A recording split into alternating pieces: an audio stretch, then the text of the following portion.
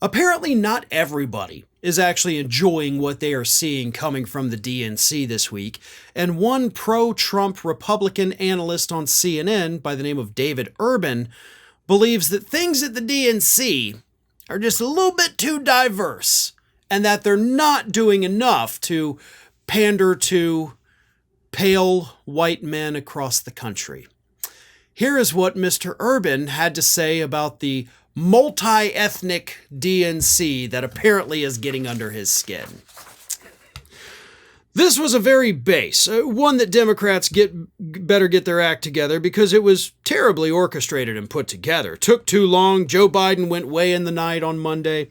I know this gets consumed differently. Nobody, not most Americans, aren't staying up to watch a second and snips and clips, but it was really just poorly produced. And I think it was a missed opportunity in a lot of places because Sweet Baby James got bumped from the ticket last night, right? Yeah, James Taylor there practicing.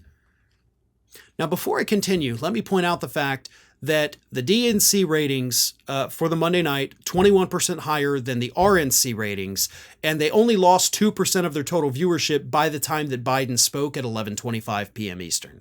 So, contrary to what this idiot says, people did stay up for it.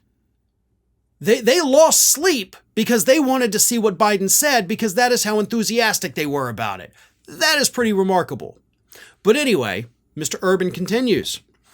So, I think that there wasn't a lot of outreach to the Tim Walz part of the party. If you're a white working class guy in Erie County, Pennsylvania, nothing spoke to you last night.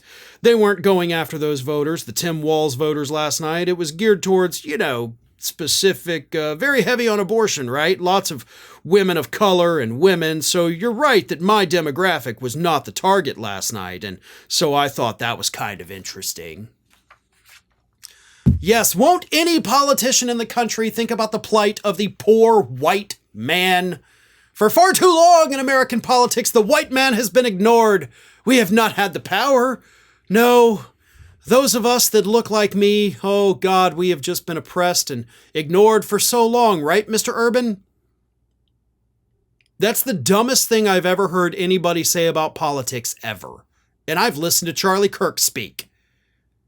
I have never, in 20 plus years of covering American politics, seen a dumber statement delivered on live television.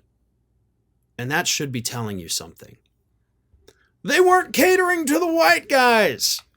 Okay, they weren't excluding them either, though. And by the way, if you think that issues like women's reproductive health freedom only affects women, then you're also an idiot who's not smart enough to talk about the issue itself. Women's reproductive health freedom affects everyone because it affects their very lives. Literally, their ability to live or die in some cases. And that affects everyone around them. Not just women, not just women of color. Everyone. And if you're too stupid to understand that, then you are not smart enough to be able to go on national television to talk about American politics. White men make up a majority of politicians, not just in DC, but across the country. White men are well taken care of. I mean, it's quite literally one of the only demographics that has literally never been oppressed. Like, ever. So, maybe tone down with being mad about people of color being there because it just makes you seem like a bit of a bigot. There is plenty of stuff for white men in the Democratic agenda, trust me.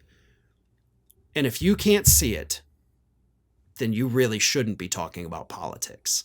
And if seeing lots of women and women of color annoys you, then that sounds like a personal problem, not a Democratic Party problem. Well, folks, we have crossed that 1 million subscriber milestone, but rest assured, we are just getting started here at Ring of Fire. So if you're not already, please do subscribe to the channel and make sure to like, share, and comment on the videos.